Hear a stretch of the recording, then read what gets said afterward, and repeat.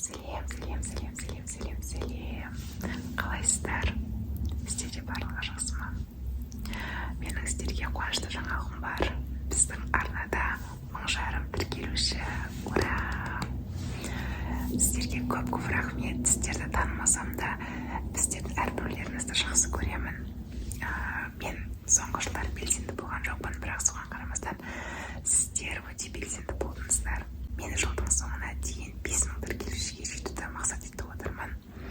Сіздер сол 5000-ға жетуге маған көмектессеңіздер, енді 2023 жылы бірге белсенді болайық.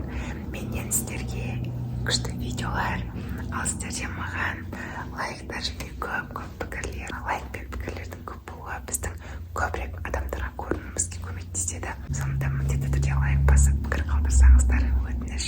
Және де егер арнаға жазылмаған болсаңыз, міндетті түрде арнаға жазылыңыз.